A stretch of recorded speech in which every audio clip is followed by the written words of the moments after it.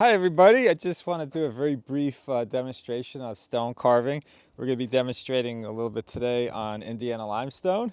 This is Italian marble. This is a Statuario marble from Italy. I'm going to show you a few tools, but first things first, safety glasses. The first tool that I usually begin with when carving is the point chisel, and this will take off the most amount of stone. And this is what's used to do the basic rough out of the stone carving. And you can see how much material this will actually knock off. The key, of course, is to knock off parts you want to take off, but not the parts you don't want to take off.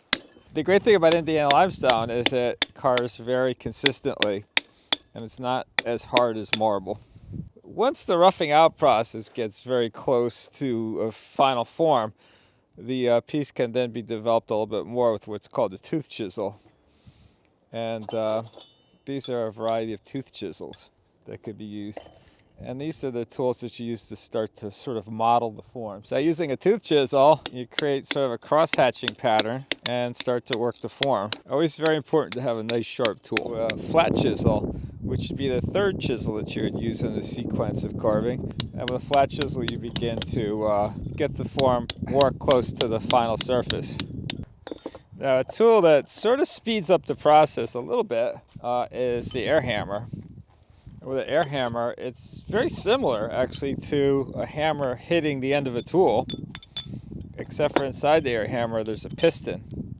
And this is a very simple tool. There's only one moving part, and that's the piston moving up and down, which hits the end of the tool. I think hand tools give you more variety in your carving with nicer textures and nicer forms. I'd already jumped ahead before the video to begin to rough out the basic planes of the head. So I'm keeping the highest point, which is the tip of the nose, at the very tip of the block, and now I'll begin to push this head deeper and deeper in and develop some of the features. This piece I'm actually starting to develop some of the details in, and this is a head in a landscape. And so I'm using some of the finer tools now to go in and actually work on some of the beautiful details. This is a tooth chisel like the bigger one we're using, but it's just very, very fine. And we also have finer air hammers to use for details as well, and sometimes just very soft iron hammers. So working details is really just a case of, I tend to choke up a little bit more on the chisel like that for better control. And it's just very gently, with the side of the hammer sometimes, just going in and nudging the details. Now this marble takes a very sharp detail. It's very crisp and very beautiful stone to carve. A lot of fun to carve. And that's how we begin to finish things. So I'm beginning to develop some of these forms now in the lips, around the nose. I tend to keep forms like on the big side as I'm carving, something like a nose, just because you can't add if you take too much off. So I tend to develop the overall form first, and then begin to, when I'm very happy with the form where everything is situated, then begin to refine the forms a little bit smaller towards the end. So that'll be the next step that I'll probably do with this particular nose. Start to make the nostrils a little bit lower, make them probably a little bit narrower.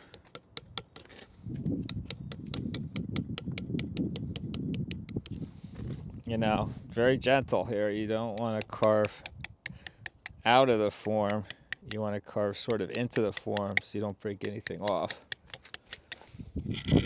This is a good way to develop very fine planes in a piece. Like if I want to begin to work the brow, you can do that. And one of my favorite things to use for smoothing stone is old silicone carbide grinding stones. And these work probably better than anything, better than any sandpaper, any kind of file, any other abrasive. And you can really just begin to work the forms with the silicone carbide blocks. Very short video of just some of the basics of stone carving. There's a lot more. But anyway, I hope this was informative to everybody, and thank you for watching.